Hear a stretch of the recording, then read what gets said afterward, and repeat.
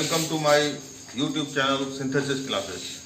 बच्चों, आज हम लोग क्लास 10 का बायोलॉजी का पहला चैप्टर लाइफ प्रोसेस शुरू करेंगे। लाइफ प्रोसेस में हम लोग सबसे पहले ये समझेंगे कि व्हाट इज लाइफ, जिंदगी क्या है, जीवन किसको बोलते हैं, लिविंग थिंग क्या है। तो सबसे पहला शब्द आता है लिविंग थिंग, कि हम किसे जिंदा बोलेंगे, जीवित बोलेंगे, लिविंग बोलेंगे।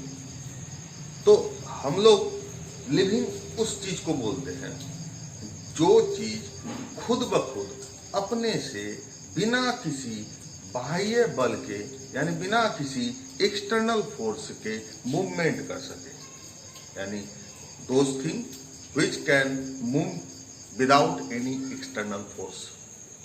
That thing is called a living thing.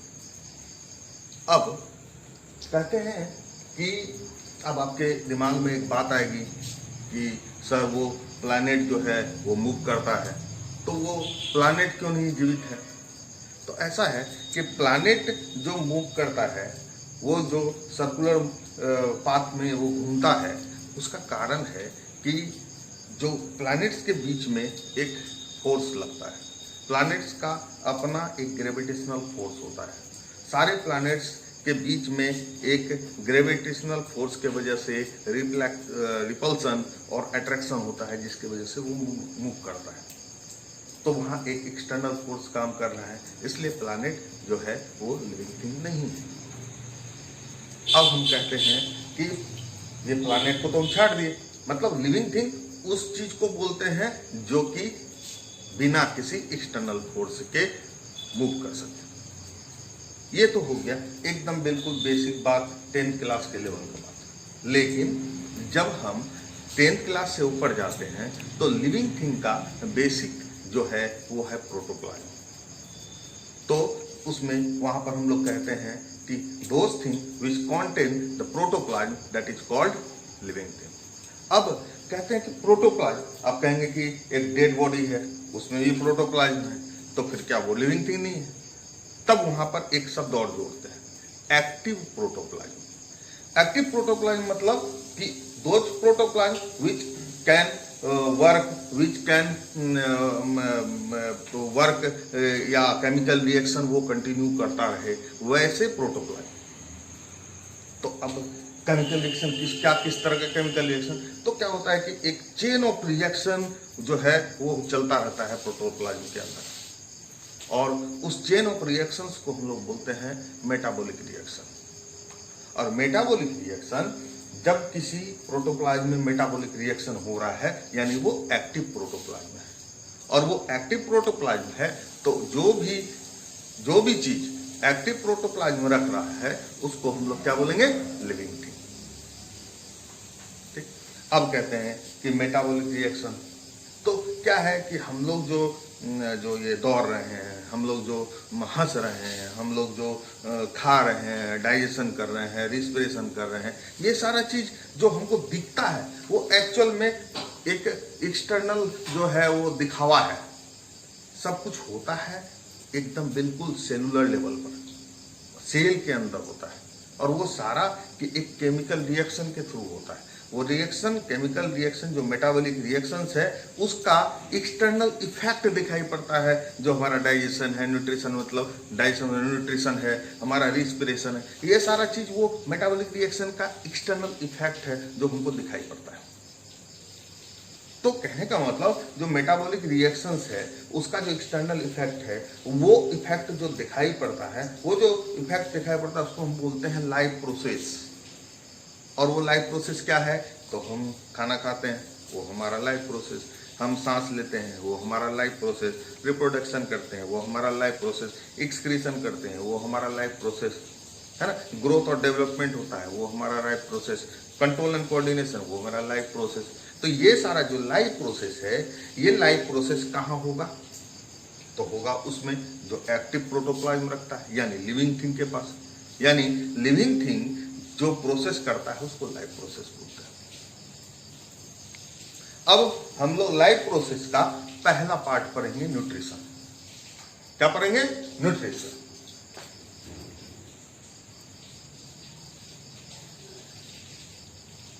Nutrition, nutrition जिसको हिंदी में पोषण बोलते हैं, हम खाए, हमारा खाना अंदर गया, उस खाने का डाइजेशन हुआ, डाइजेशन होने के बाद में वो भोजन अपने बिल्कुल सिंपलर जो है कंपाउंड में टूट जाता है। अब ये सिंपलर कंपाउंड क्या है, तो जो भी भोजन हम खाते हैं वो भोजन सिंपलर कंपाउंड, जैसे कि अगर कार्बोहाइड्रेट खा रहे हैं तो वो ग्लूकोज में टूट जाएगा, प्रोटीन खा रहे हैं तो एमिनो एसिड में टूट जाएगा, फैट खा रहे हैं तो फैटी एसिड में टूट जाएगा। तो ये सिंपलर फॉर्म है। ये जो प्रोसेस है, ये खाना खाना और उसके सिंपलर प्रोसेस में टूट जाना, इसी को डाइजेशन बोलते हैं। और फिर यही ग्लूकोज का टूट जाना, टूट के क्या हो जाना, तो टूट के वो कार्बन डाइऑक्साइड वाटर बन जाता है, एनर्जी मिलता है। तो एनर्जी मिलता है। ये जो प्रोसेस है भोजन का लेना, उसका डाइजेशन होना और फिर उसका यूटिलाइज हो जाना, ये पूरा प्रोसेस को हम लोग बोलते हैं न्यूट्रिशन। क्या बोलते हैं? न्यूट्रिशन। तो इसको न्यूट्रिशन को अगर सिंपल उसका जो परिभाषा है, एकदम सिंपल सा परिभाषा है, intake and utilization of food is called nutrition. Intake and utilization of food is called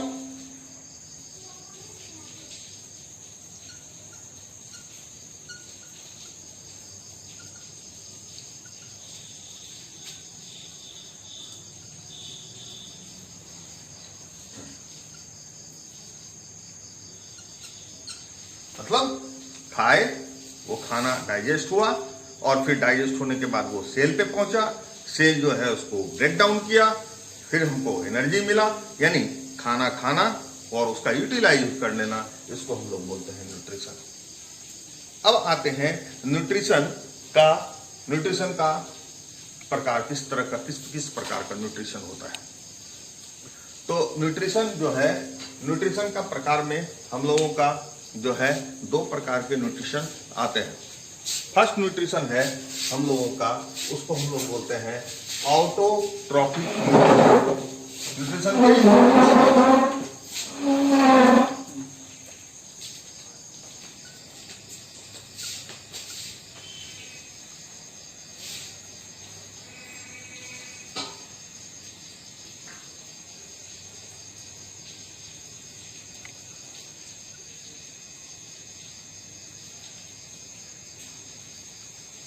एक ऑटोट्रॉफिक न्यूट्रिशन, दूसरा हेटेरोट्रॉफिक न्यूट्रिशन। ऑटोट्रॉफिक न्यूट्रिशन का मतलब होता है, ऑटो मतलब खुद से बनाने वाला, यानी जो भोजन है वो जब खुद से बनाया जाता हो तो उसको बोलते हैं ऑटोट्रॉफिक न्यूट्रिशन। तो ऐसे लिविंग ऑर्गेनिज्म जो कि अपना भोजन खुद सिंथेसाइज करता हो, उसको हम लोग बोलते हैं ऑटोट्रॉफिक न्यूट्रिशन।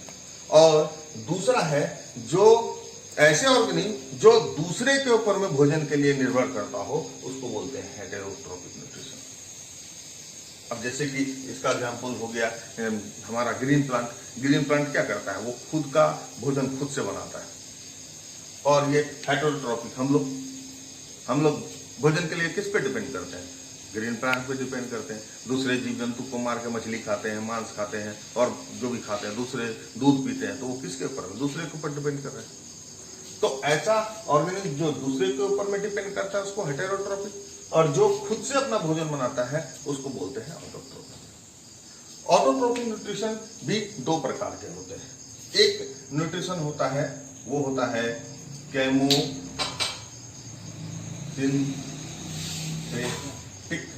और दूसरा होता है फोटोसिंथेटिक।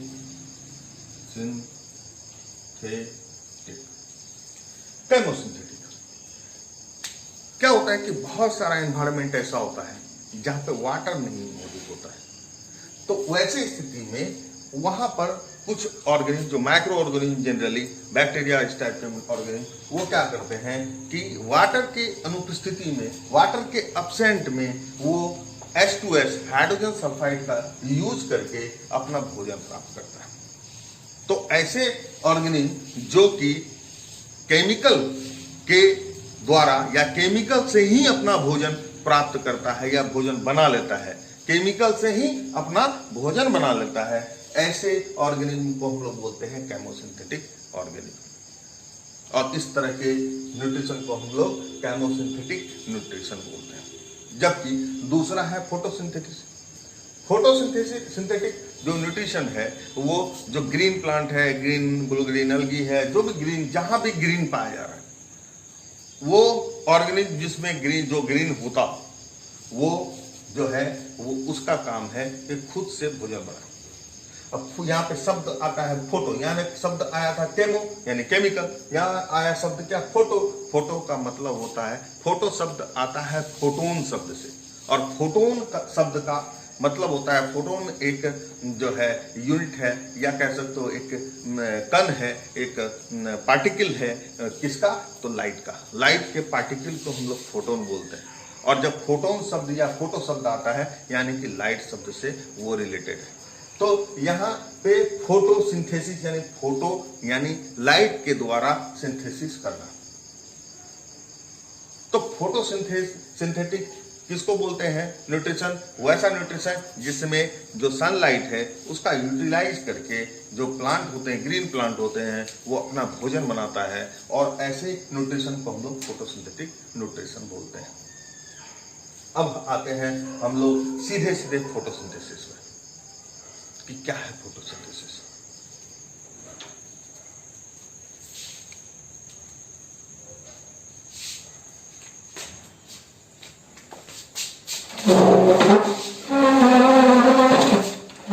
कोई बात नहीं,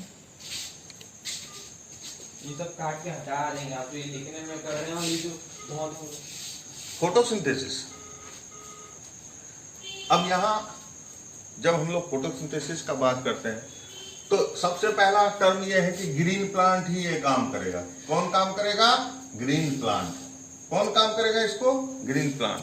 ग्रीन प्लांट अपना भोजन खुद से बनाता है, इसलिए वो ऑटोट्रॉपिक है, और भोजन बनाने के लिए वो सनलाइट का उपयोग करता है, इसलिए उसको फोटोसिंथेटिक बोलते हैं। तो ग्रीन प्लांट जो है सनलाइट का उपयोग करके अपना भोजन बनाता है। इसको हम लोग, ये जो प्रोसेस है इसको हम लोग बोलते हैं फोटोसिंथेसिस। अब कहते हैं कि कैसे ये फोटोसिंथेसिस में होगा क्या, तो भैया ऐसा है कि फोटोसिंथेसिस में कुछ नहीं है। ग्रीन प्लांट क्या करता है, सनलाइट को ट्रैप करता है,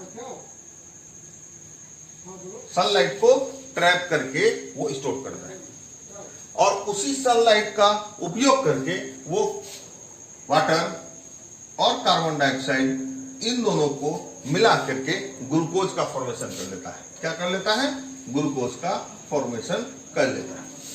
that glucose is the coin of the energy, और इसी ग्लूकोज, ये ग्लूकोज फिर से टूटेगा तो एनर्जी निकल जाएगा बाहर, और वाटर और कार्बन डाइऑक्साइड बन जाएगा।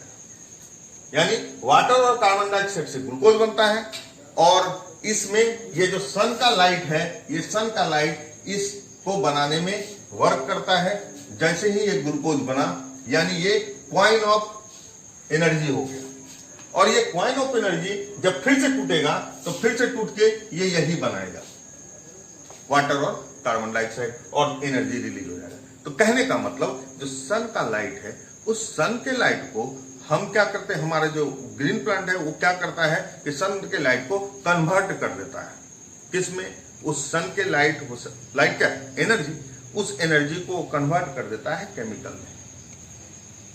तो फोटोसिंथेसिस का एक बहुत छोटा सा जो परिभाषा है, उसका डेफिनेशन है, वो क्या है कि एकदम बिल्कुल छोटा सा डेफिनेशन कि change of radiant energy into chemical energy green plant is called photosynthesis। मतलब कि रेडिएंट एनर्जी को चेंज कर देना। रेडिएंट एनर्जी कौन सा, सन क्या है, सन रेडिएशन, सन से रेडिएशन निकलता है। सन में एक जो है प्रक्रिया चलता है, और जो है उस प्रक्रिया की वजह से रेडिएशन होता है। दैट रेडिएशन जो है वो रेडिएशन, जो रेडिएंट एनर्जी है, उस एनर्जी को कन्वर्ट कर देना केमिकल एनर्जी यानी ग्लूकोज में कन्वर्ट कर देना, इसी को हम लोग क्या बोलते हैं, फोटोसिंथेसिस। तो photosynthesis change of radiant energy into chemical energy by कौन, किसके द्वारा, ग्रीन प्लांट के द्वारा, उसको हम लोग क्या बोलेंगे, फोटोसिंथेसिस। बाकी दूसरा जो सिंपल सा एक परिभाषा है वो फोटोसिंथेसिस का, तो सिंपल सा परिभाषा उसका क्या है कि ग्रीन प्लांट जो है तो वो सनलाइट की उपस्थिति में जो है कार्बन डाइऑक्साइड और वाटर को के साथ मिल करके या उसको मिला करके ग्लूकोज का फॉर्मेशन या अपना भोजन का फॉर्मेशन करता है या अपना फूड का फॉर्मेशन करता है, उसको हम लोग फोटोसिंथेसिस बोलते हैं। ये एक सिंपल सा परिभाषा है, 7-8 क्लास में भी यही है, आपकी में किताब में भी यही है, लेकिन ये एकदम सिंपल सा परिभाषा है कि सनलाइट की उपस्थिति में ग्रीन प्लांट कार्बन डाइऑक्साइड और वाटर का उपयोग करके जो ग्लूकोज का फॉर्मेशन करता है या अपना फूड का फॉर्मेशन करता है, उसको हम लोग फोटोसिंथेसिस बोलते हैं। तो ये एक बिल्कुल सिंपल सा, लेकिन अगर उस परिभाषा को सही मायने में देखना है तो सही मायने में यही है कि रेडिएंट एनर्जी का चेंज हो जाता है केमिकल एनर्जी में, और वो करता कौन है, ग्रीन प्लांट, और इस प्रोसेस को हम लोग कहते हैं फोटोसिंथेसिस। अब इस फोटोसिंथेसिस का जो केमिकल फार्मूला है उसको हम लोग देख लेते हैं, उसमें होता है।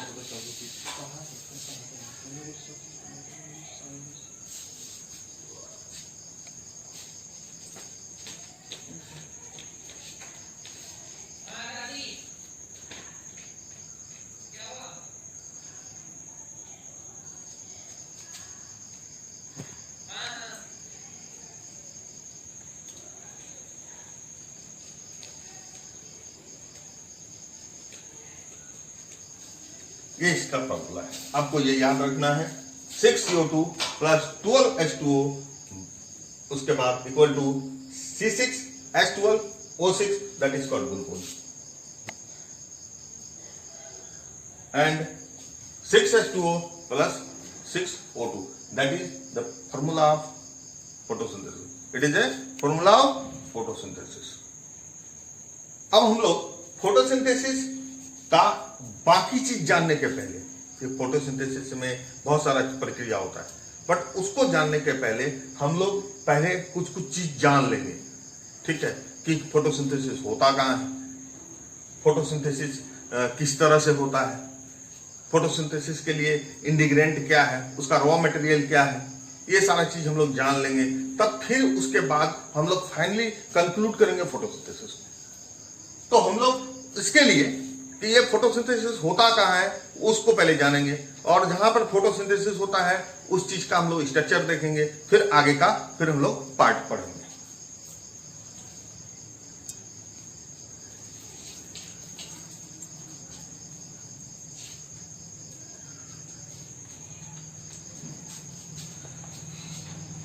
फोटोसिंथेसिस प्लांट के, किसी भी ग्रीन प्लांट के उस पार्ट में हो सकता है जहां पर के वो पार्ट वो ग्रीन हो, यानी वो पार्ट जिसमें कि ग्रीन पिगमेंट क्लोरोफिल पाया जाता हो। अब ये क्लोरोफिल कहां पाया जाता है, तो क्लोरोप्लास्ट में, यानी प्लांट का वो पार्ट, प्लांट का, किसी प्लांट का, अब ये छोटा प्लांट है तो उसका जो स्टेम होता है उस स्टेम में यानी उसके सूट में भी ग्रीन पिगमेंट पाया जाता है, यानी कि उसका जो है क्लोरोप्लास्ट जो है उसके स्टेम में पाया जाता है, तो वहां भी फोटोसिंथेसिस होता है।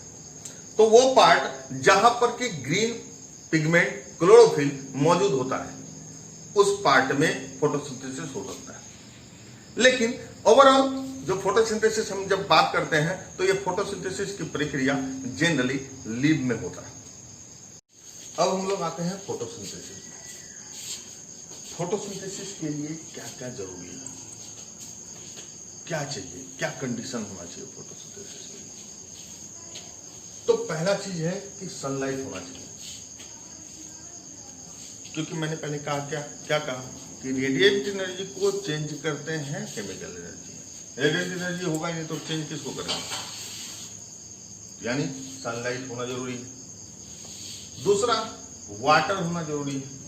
दूसरा बात मैंने क्या कहा था, केमिकल एनर्जी में चेंज करता है, तो केमिकल एनर्जी बनता क्या, ग्लूकोज। ग्लूकोज किससे बनता है, वाटर और कार्बन डाइऑक्साइड के मिलने से ग्लूकोज बनता है, तो वाटर होना जरूरी है, बिना वाटर के तो होगा नहीं। तीसरा कार्बन डाइऑक्साइड, वही बात, फिर कार्बन डाइऑक्साइड भी होना जरूरी है, वाटर कार्बन डाइऑक्साइड होगा तो ग्लूकोज बनेगा वरना नहीं बनेगा। और तीसरा क्लोरोफिल।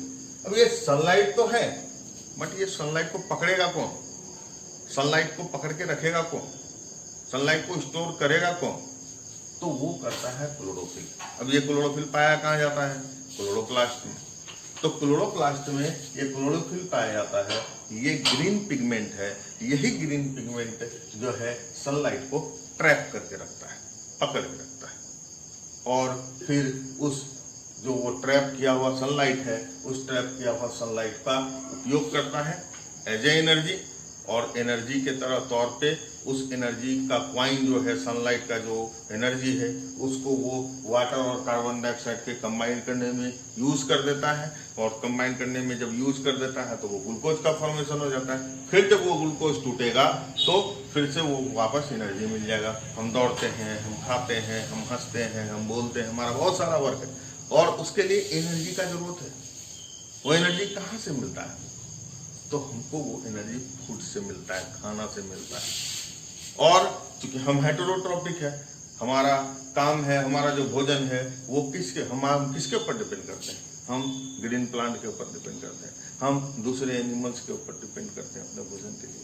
तो वैसे स्थिति में जो है उनकी जो है, लेकिन ग्रीन प्लांट तो वो अपना खुद का भोजन बनाता है, तो वो भोजन जो बनाता है तो उस भोजन को बनाने के प्रक्रिया को हम लोग फोटोसिंथेसिस बोलते हैं। और इस फोटोसिंथेसिस को करने के लिए ये 4 चीज की आवश्यकता होती है, और ये 4 चीज होगा तो फोटोसिंथेसिस होगा। अब यहाँ हमने कुछ फोटो बनाया है, तो पहले हम तो ये जानेंगे सनलाइट कहाँ से मिलेगा, तो सीधे सन, और उस सन को जो है ग्रीन प्लांट का जो भी ग्रीन पार्ट है उस पार्ट में जो क्लोरोफिल है वो क्लोरोफिल उसको ट्रैप कर लेगा, सनलाइट मिल गया।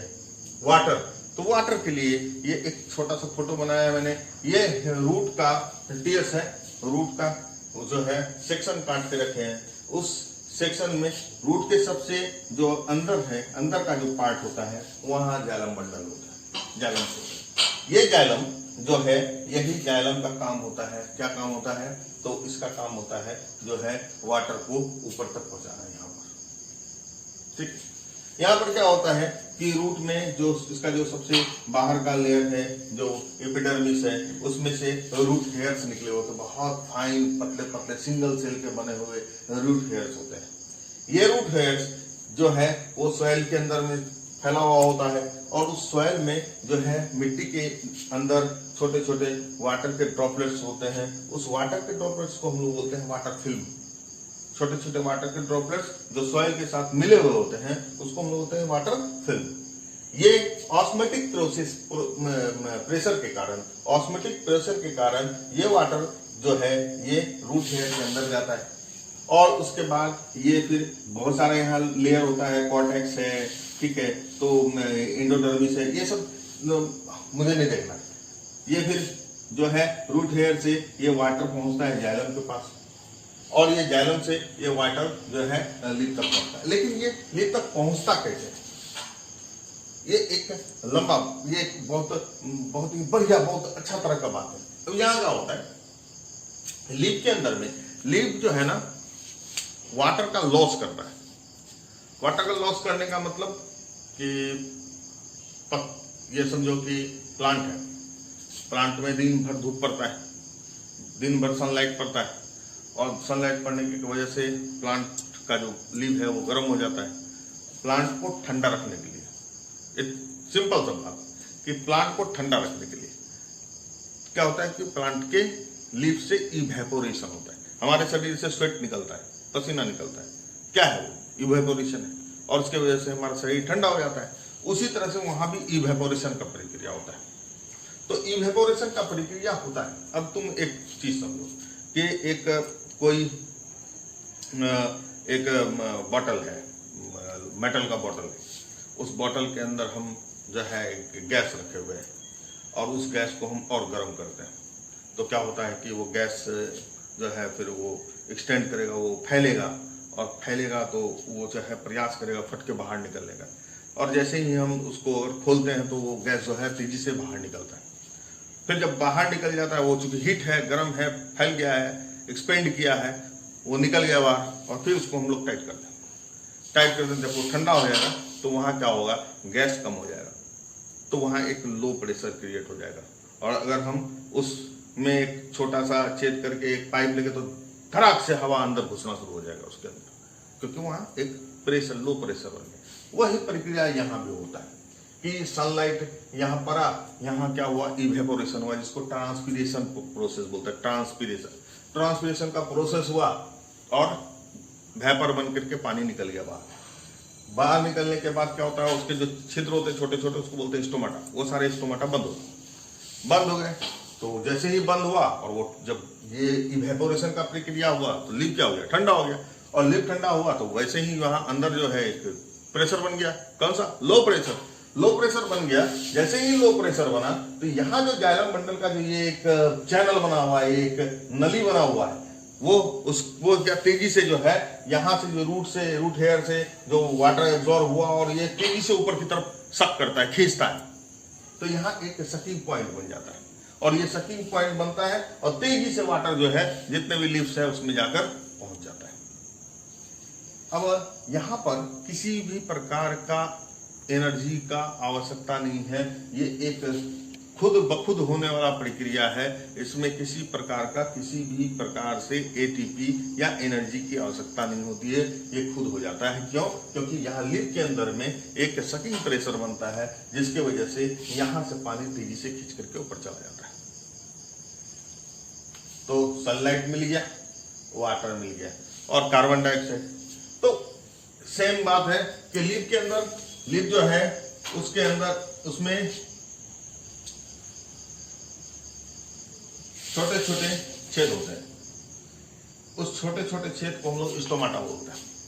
वो स्टोमाटा खुलता है, कार्बन डाइऑक्साइड इन करता है, फिर स्टोमाटा बंद हो जाता है, कार्बन डाइऑक्साइड फिर वो एब्जॉर्ब कर लेता है और फिर उस कार्बन डाइऑक्साइड का उपयोग कर लेता है। तो ये जो प्रोसेस है कि ये सनलाइट मिल गया, सन से वाटर मिल गया जमीन से, और जमीन से जो प्रोसेस है वाटर फिल्म, फिर ये जो रूट हेयर है, रूट हेयर के चारों बगल जो वाटर छोटे छोटे ड्रॉपलेट्स होते हैं उसको वाटर फिल्म बोलते हैं। ये वाटर फिल्म जो है ये अंदर जाता है और जाइलम के होते हुए जाइलम बंडल से इसका एक पूरा चैनल होता है, एक ट्यूब होता है, कंटिन्यू ट्यूब होता है, उसके थ्रू ये लिप्स में पहुंचते हैं। और कैसे पहुंचते हैं, तो ऊपर एक प्रेशर, सकिंग प्रेशर बनता है। और सकिंग प्रेशर क्यों बनता है? ड्यू टू ट्रांसपीरेशन या इवेपोरेशन का प्रक्रिया होता है। एक वहां लो प्रेशर क्रिएट होता है जिसके वजह से वाटर ऊपर खिंचता है। यहाँ किसी प्रकार का एनर्जी का आवश्यकता नहीं है। ठीक है, तो हमारा ये कहाँ से मिलेगा, कैसे मिलेगा, फोटोसिंथेसिस के लिए क्या आवश्यकता है और वो आवश्यकता पूरी कैसे होगी, ये मैंने बता दिया। अब आते हैं इसके बाद नेक्स्ट क्या होगा, नेक्स्ट हम लोगों को क्या पढ़ना है।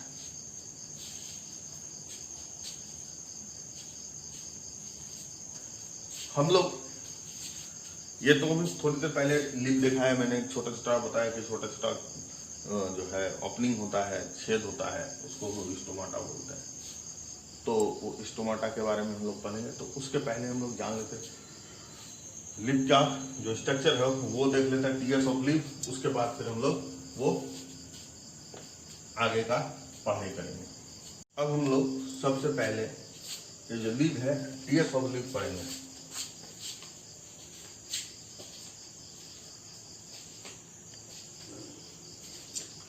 यहाँ पर क्या है कि जब हम लिप का सेक्शन काटते हैं तो लिप्स आपने देखा होगा कि अब आम की पत्ती ले लीजिए, उसका दो पार्ट होता है, दो जब उसका दोनों तरफ देखेंगे तो ऊपर वाला जो परत होता है वो थोड़ा सा चमकीला होता है और नीचे वाला परत जो है वो चमकीला नहीं होता है। क्या है, क्यों ऐसा होता है? तो जो ऊपर वाला परत है उसके ऊपर में एक वैक्स के तरह एक लेयर होता है, वैक्सी लेयर होता है। वो जो वैक्सी लेयर होता है उसको हम लोग क्यूटिकल बोलते हैं। तब जब उसका हम सेक्शन काटते हैं तो वो सबसे ऊपर जो लेयर होता है, एक लेयर होता है क्यूटिकल, वो नॉन लिविंग लेयर है। वो एक तरह का जो है सिक्रेशन है, लिप का जो अपर एपिडर्मिस है उसका एक सिक्रेशन है, वो उसके ऊपर में जो है बना देता है, एक लेयर बना देता है, जिसको हम लोग क्यूटिकल बोलते हैं। अब ये कुटिकल बड़ा काम का चीज है।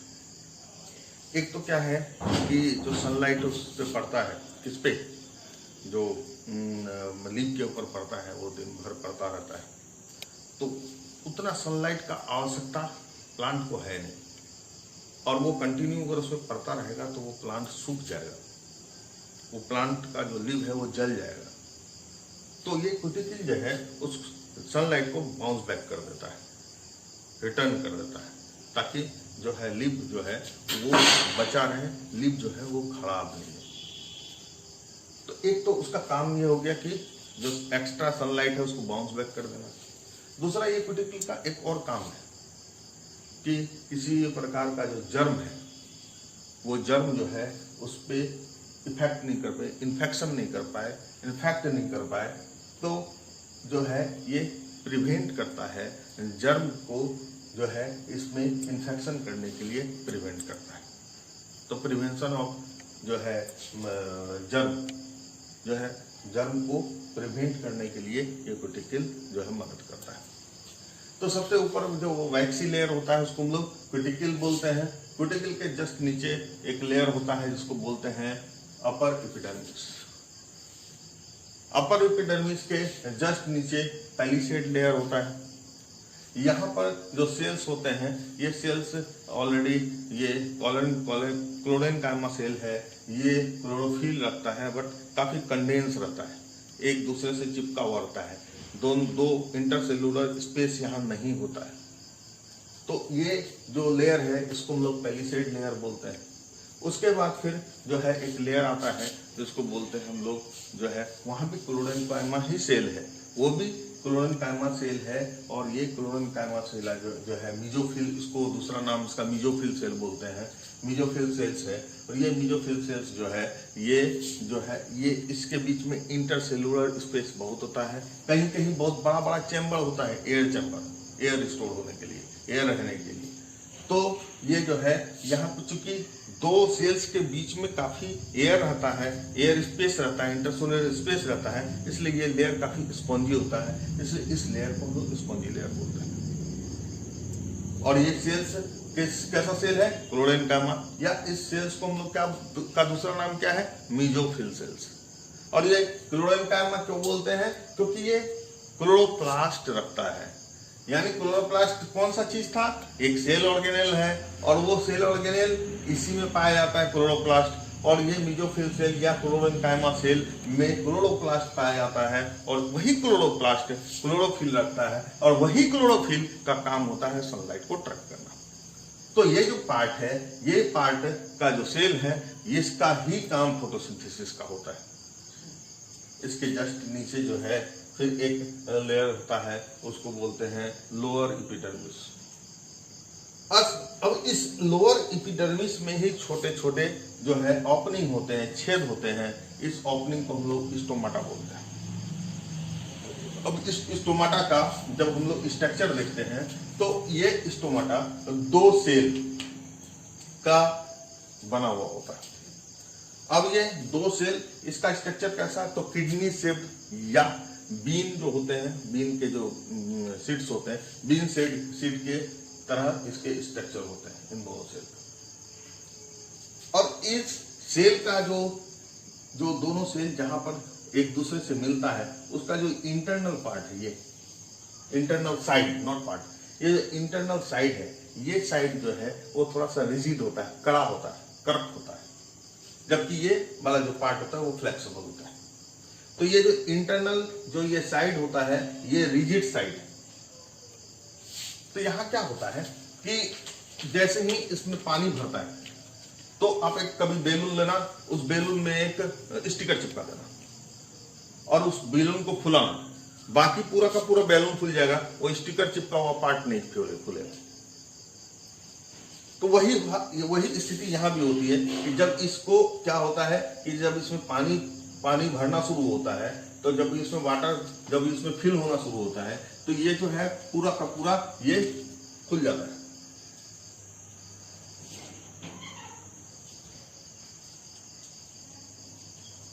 इस तरह से खुल जाता है।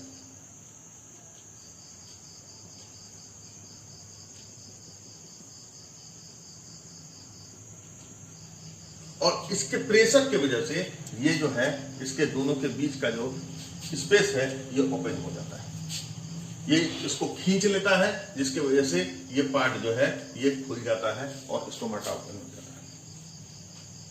और स्टोमाटा जैसे ही ओपन होता है तो जितना तरह का गैस का एक्सचेंज है, वाटर का इवेपोरेशन वाला प्रक्रिया है, ट्रांसपिरेशन वाला, वो सारा प्रक्रिया इसके थ्रू हो जाता है। और फिर जब जैसे ही खत्म होता है ये फिर से वाटर का लॉस कर देता है, और वाटर का लॉस करता है ये फिर से चिपट जाता है और इस स्थिति में आ जाता है, ये बंद हो जाता है।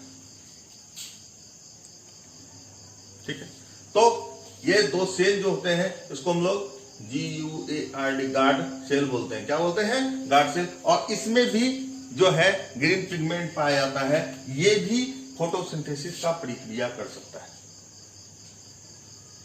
तो हमारा जितना भी गैसेस एक्सचेंज है, कार्बन डाइऑक्साइड अंदर जाना है, ऑक्सीजन का बाहर आना है, ये सारा प्रोसेस यही छेद के द्वारा, यही ओपनिंग के द्वारा, यहाँ गैस का चैम्बर है, इस गैस चैम्बर से ये जो है जितना प्रक्रिया है गैस का एक्सचेंज जो है, वाटर वेपर का निकलना, ये सारा प्रक्रिया इसी ओपनिंग से होता है।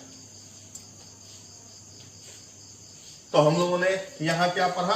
TS माने transverse section of leave. Transverse section of leave में लीव का जो पार्ट हमने पढ़ा, सबसे अपर जो लेयर होता है उसको हम लोग अपर एपिडर्मिस बोलते हैं, लेकिन उसके ऊपर एक वैक्सी लेयर होता है जो कि नॉन लिविंग होता है, जीवित नहीं होता है, मृत होता है, क्योंकि ये एक तरह का सिक्रेशन है, अपर एपिडर्मिस का सिक्रेशन है। उसके ऊपर में एक लेयर चढ़ जाता है, वैक्सी लेयर होता है, उसको क्यूटिकल बोलते हैं।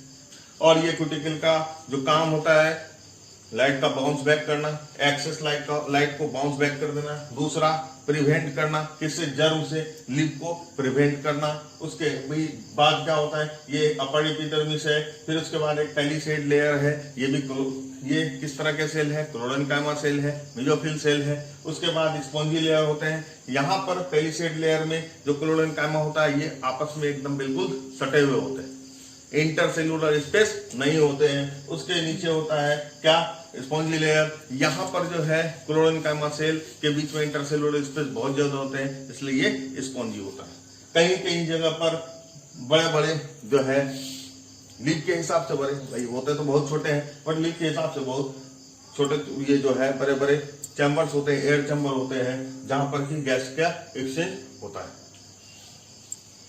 सबसे नीचे लोअर एपिडर्मिस में बहुत जगह छोटे छोटे ओपनिंग होते हैं, जिसको हम लोग स्टोमाटा बोलते हैं। स्टोमाटा दो गार्ड सेल से घिरा हुआ होता है। इस गार्ड सेल, ये दो गार्ड सेल से घिरा होता है। इस गार्ड सेल का जो स्ट्रक्चर होता है वो किडनी सेल जैसा होता है, किडनी की तरह इसका स्ट्रक्चर होता है। इसका जो इनर साइड होता है वो रिजिड होता है, जबकि आउटर साइड जो होता है वो फ्लेक्सिबल होता है। जब इसमें पानी भरता है तो क्या होता है कि ये जो है आउटर साइड बिल्कुल फूल जाता है बहुत ज्यादा, जबकि ये इनर साइड फूल नहीं पाता है, लेकिन वाटर के प्रेशर की वजह से ये जो है खींच जाता है और ये जो है पार्ट ओपन हो जाता है और जितना भी गैसेस एक्सचेंज है वो हो जाता है। तो हमने इसके पहले हमने क्या देखा था? वाटर किस तरह से ऊपर जाता है। अब दूसरा चीज हमने क्या देखा कि कार्बन डाइऑक्साइड या ऑक्सीजन जो भी इसका जो एक्सचेंज है, गैसेस का एक्सचेंज है, वो किस प्रकार होता है। तीसरा चीज जो था वो हम लोगों का था कि जो है सनलाइट, तो सनलाइट का ट्रैप करने का काम करता है क्लोरोफिल। अब ये हम लोग इसके बाद का टॉपिक पढ़ेंगे कि क्लोरोफिल जो है वो क्या है। तो क्लोरोफिल यही पढ़ा देते हैं, बहुत नहीं पढ़ना है क्योंकि आप 10th क्लास में हो, इसलिए बहुत कुछ नहीं पढ़ना है। क्लोरोफिल जो है ये पिगमेंट भी छोटे छोटे पिगमेंट का बना होता है। उस पिगमेंट को का काम होता है जो है वो इसको सनलाइट को ट्रैप करना। अब इसके बाद जो है का चैप्टर का जो बाकी पार्ट है हम लोग नेक्स्ट क्लास में करेंगे। यदि आपको वीडियो पसंद आया हो तो आप शेयर जरूर करें, सब्सक्राइब करें और लाइक करें। Thank you.